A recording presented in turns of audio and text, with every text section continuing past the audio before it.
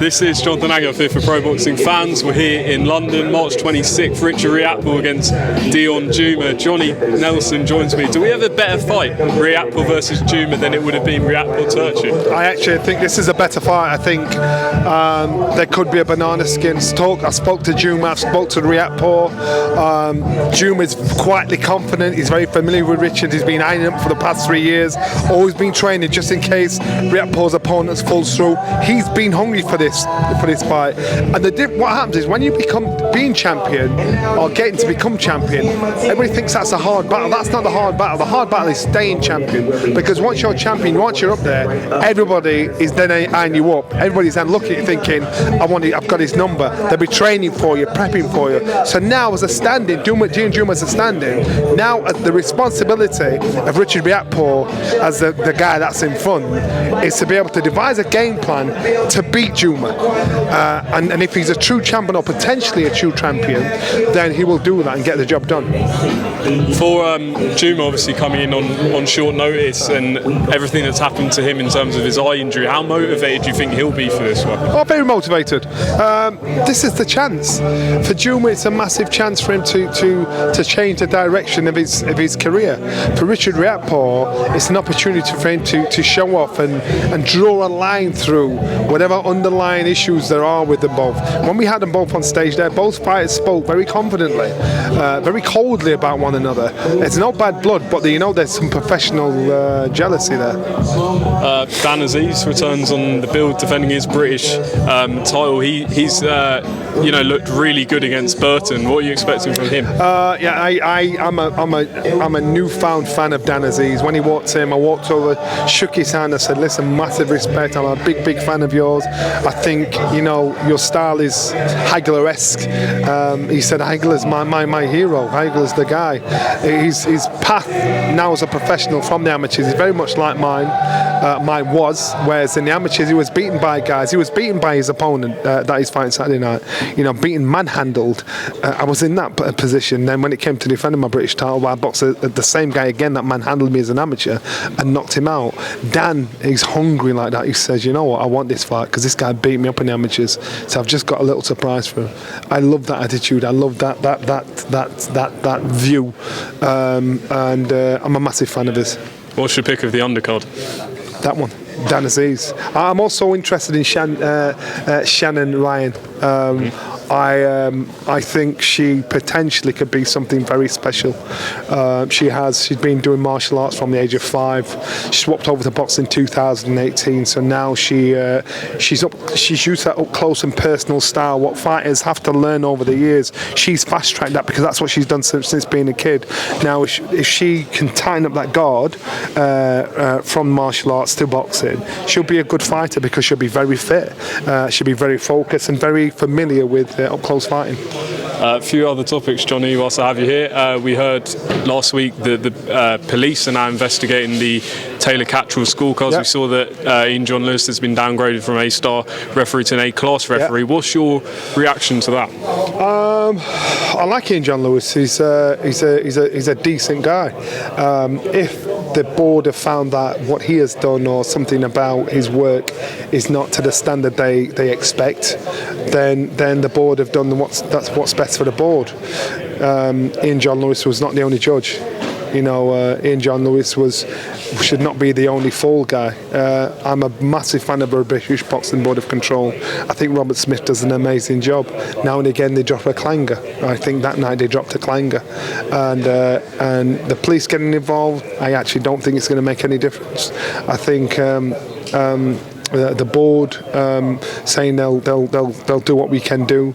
I don't think it's going to make any difference. There needs to be a drastic change in regards to this kind of thing because I've seen it many times in my years of watching boxing, and it happened many years before I boxed.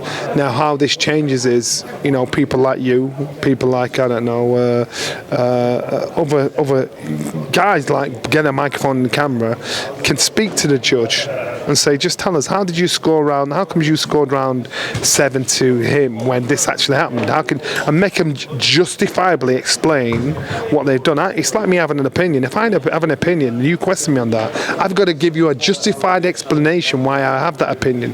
When a judge makes a scoring, he's got to give you a justified explanation, even if it's wrong or right, why he saw something you didn't see, or why you saw something he didn't see. Now, if you do that, I am telling you now, those judges or those officials will be more accountable for what they say and do. Then rather take the heat for a week or two, let it die down, then move on. Because that's what happens. You know, when that does happen, the heat will be on. Don't worry, it'll go in a couple of weeks' time. People forget. You know, look, name me the judges when Evander Holyfield boxed Lennox Lewis the first fight.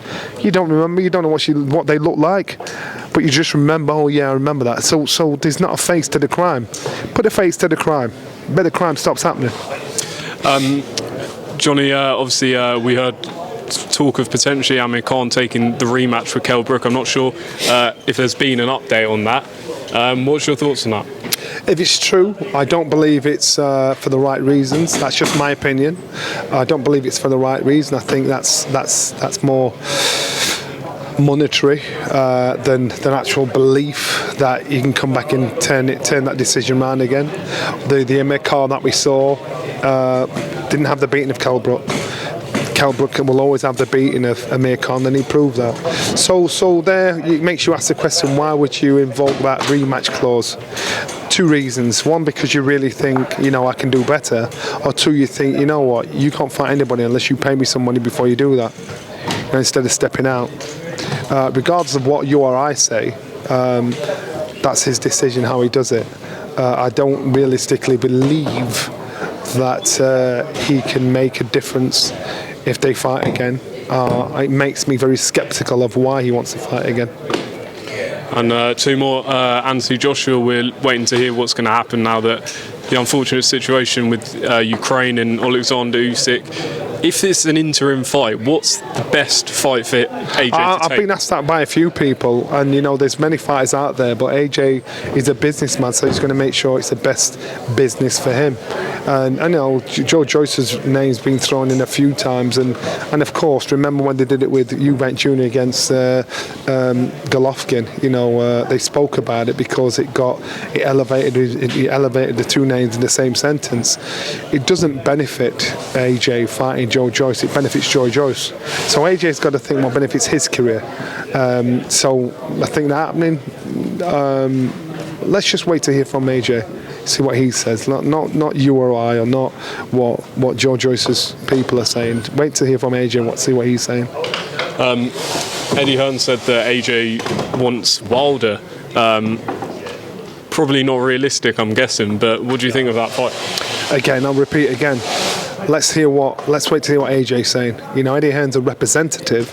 They're not AJ's words, as far as I know. So until AJ's saying, you get me X, Y, Z, or it should be, when he says, you know, it should be Wilder, then I'll sit down and say, oh, that's what he wants. Could it happen realistically? I don't know. Where is Wilder at this stage in his career? Where's his head at? Is he still in love with the game? Is he fight fit to do that? I'd be very surprised if that was the case, but it makes great headlines. And just finally, a fight that is happening May 7th, Canelo Alvarez stepping up to face Dmitry Bivol. The toughest test, do you think, for Canelo?